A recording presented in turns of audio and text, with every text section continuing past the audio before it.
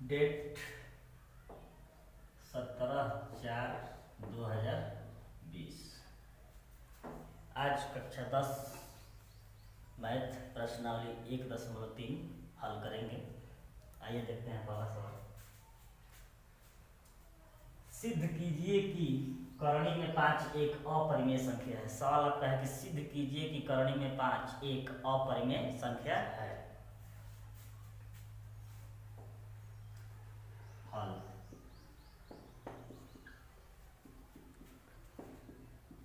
विरोधोक्ति विधि से माना करणी में 5 एक परिमेय संख्या है। विरोधभुक्ति मतलब कि इससे भी इसका उल्टा। मान लिए कि हम करणी में 5 इसमें अपरिमेय संख्या दिया है, तो हम मानेंगे कि करणी में 5 एक परिमेय संख्या है। तो आप जानते हैं कि करणी में 5 अपरिमेय संख्या है, तो इसे P बटा Q के रूप में लिखा जाएगा, जहां P और Q अभाज्य पूर्णांक है।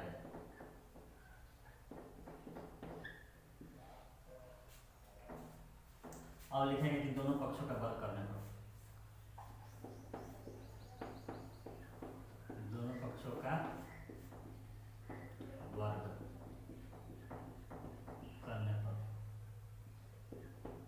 तो करणी में 5 का वर्ग बटा में P बटा Q का वर्ग, तो इस वर्ग से यह करणी कैंसिल, तो 5 बराबर P स्क्वायर बटा में Q स्क्वायर, तिरछा गुणा 5Q स्क्वायर बराबर P स्क्वायर, तो Q स्क्वायर का मान हो जाएगा P स्क्वायर बटा में 5।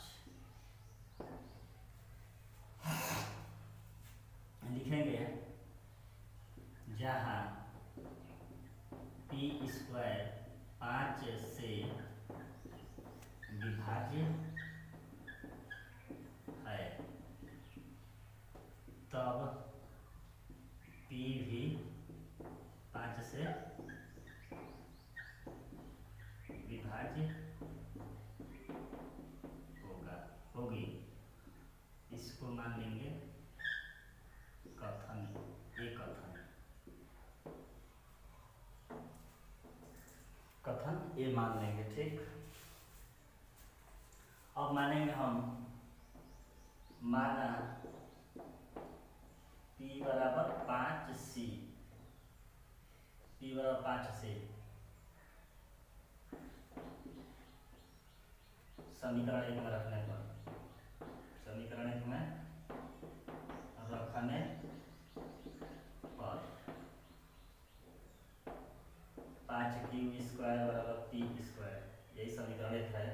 तो 5Q स्क्वायर बराबर P के जगह 5C का होल स्क्वायर, 5Q स्क्वायर बराबर 25C स्क्वायर, तो Q स्क्वायर बराबर 25 C स्क्वायर बटा में 5 से 5 बार में कट जाएगा, तो Q स्क्वायर बराबर 5C स्क्वायर, या 5C स्क्वायर बराबर Q स्क्वायर, तो C स्क्वायर बराबर Q स्क्वायर बटा में 5, जहां Q स्क्वायर 5 से विभाज्य है, तब Q भी 5 से विभाजित होगा। इसको मानेंगे कथन बी। ठीक,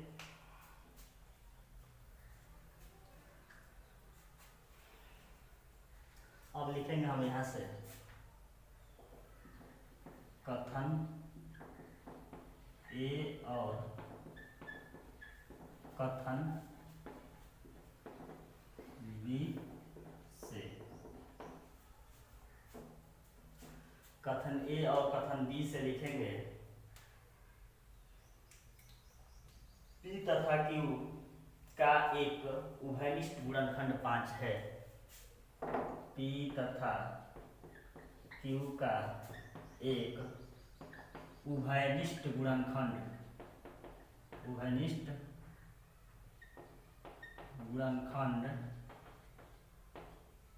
5 है, क्योंकि यहाँ P स्क्वायर को भी 5 विभाजित कर रहा है, नहीं तो P भी 5 से विभाजित है, Q स्क्वायर 5 से विभाजित है, तो Q भी 5 से विभाजित है, इसलिए P तथा Q का एक उभयनिष्ठ गुणनखंड 5 है।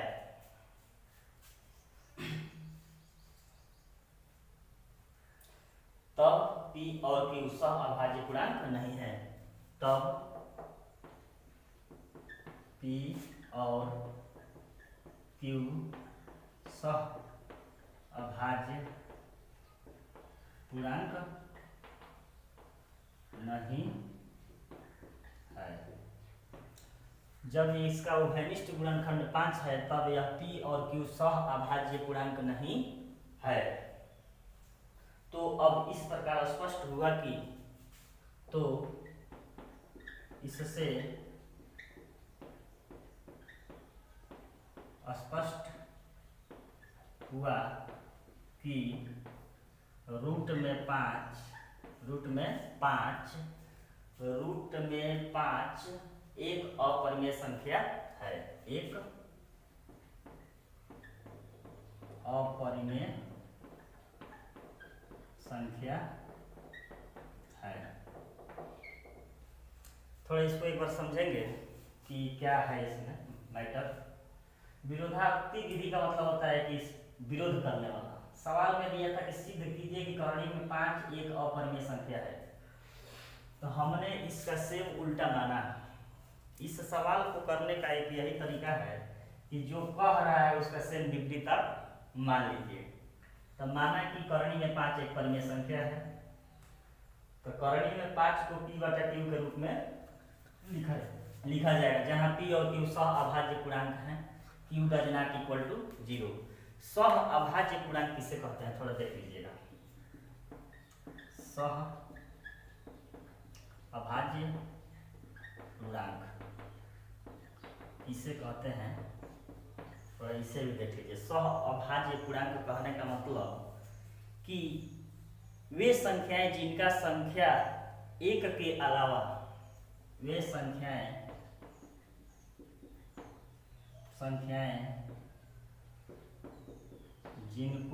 जिनका 1 के अलावा कोई अन्य उभयनिष्ठ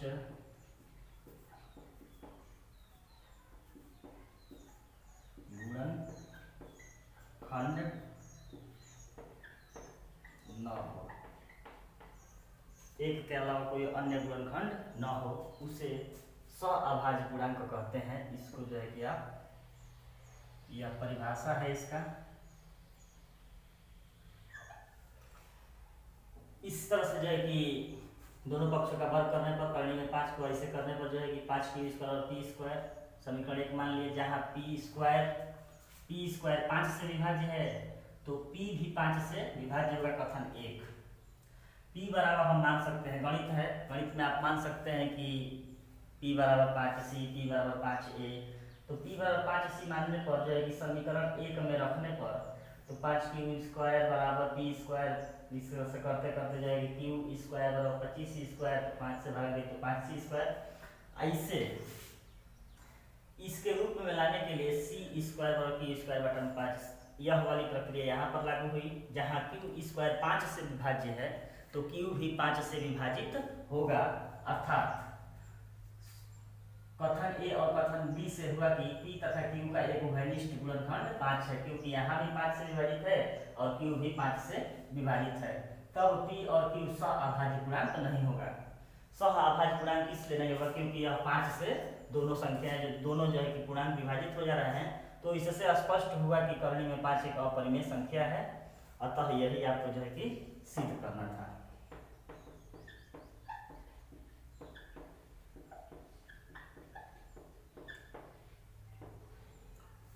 बोर्ड के परीक्षा में जो है कि इस टाइप के एक प्रश्न माने हर साल आता है, इस पे विशेष ध्यान देंगे और आप जो है कि इसे नोट कर सकते हैं।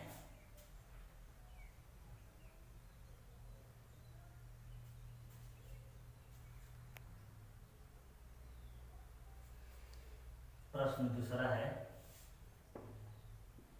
सिद्ध कीजिए कि 3 + 2 करणी में 5 एक अपरिमेय संख्या है।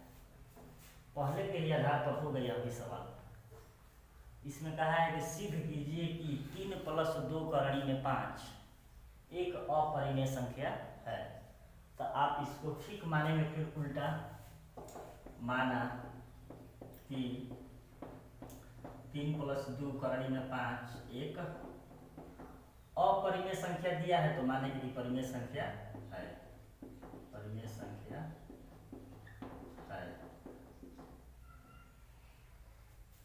तो परिमेय संख्या को आप जानते हैं कि 3 + 2 करणी में 5 बराबर P/Q, जहाँ P और Q सह अभाज्य पूर्णांक है। Q ≠ 0 भी होता है। तो 2 करणी में 5 बराबर P/Q, यह प्लस में है तो इधर जाएगा तो माइनस में 3। तो यहाँ पे एलसीएम Q P माइनस यह जाके यहाँ पर 3Q बराबर 2 करणी में 5। तो करणी में 5 बराबर P - 3Q, यह गुणा कर रहा है 2 ताकि यहाँ पर 2 भागा।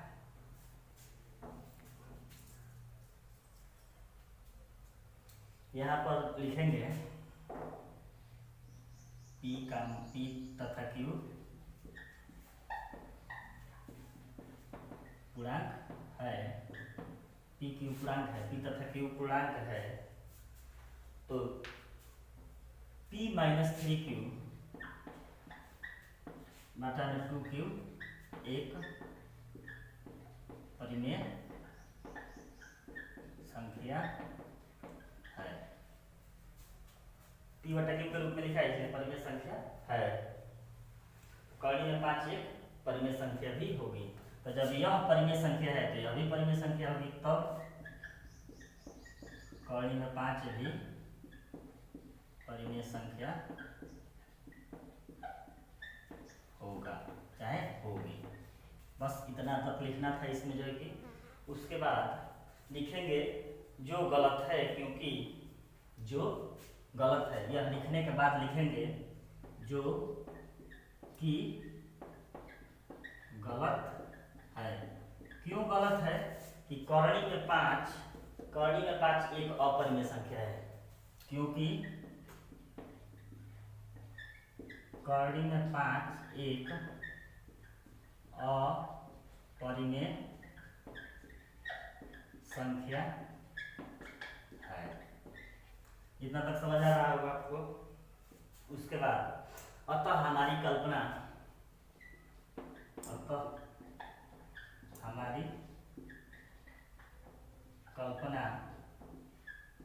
गलत है। अतः हमारी कल्पना गलत है, जिससे यह सिद्ध होता है कि जिससे यह सिद्ध होता है कि 3 + 2 रूट में 5 एक अपरिमेय संख्या है। थोड़ा एक बार और देखेंगे कि सवाल में कहा था कि कि सिद्ध कीजिए कि 3 + 2 करने में 5 एक अपरिमेय संख्या है। तो इसको जो है कि विरोधाक्टिव विधि से जो है कि 3 + 2 करने में 5 एक परिमेय संख्या मतलब विरोधाभास। तो इसको जो है कि p बटा q के रूप में लिखे, जहाँ p और q एक सह अभाज्य पूर्णांक है, सह अभाज्य पूर्णांक है, q does not equal to 0 होता है। 2 करने में 5 बराबर p बटा में q -3, क्योंकि यहाँ इधर प्लस में हो जाएगा माइनस में 3। उसके बाद जो है कि यहाँ पर एलसीएम लिए तो जो है कि √5 बराबर p - 3 बटा में 2q। p तथा q पूर्णांक है तो p - 3q बटा में 2q एक परिमेय संख्या है। जब पूर्णांक होगा तो वह संख्या परिमेय संख्या होगी। तो जब यह भाग परिमेय संख्या है तो यह भी भाग परिमेय संख्या होगी, जो कि गलत है, क्योंकि करणी में 5 आप जानते हैं कि एक अपरिमेय संख्या है। अतः हमारी कल्पना गलत है, कि जिससे यह सिद्ध होता है कि 3 + 2 करने में 5 एक अपरिमेय संख्या है। यही आपका जो है कि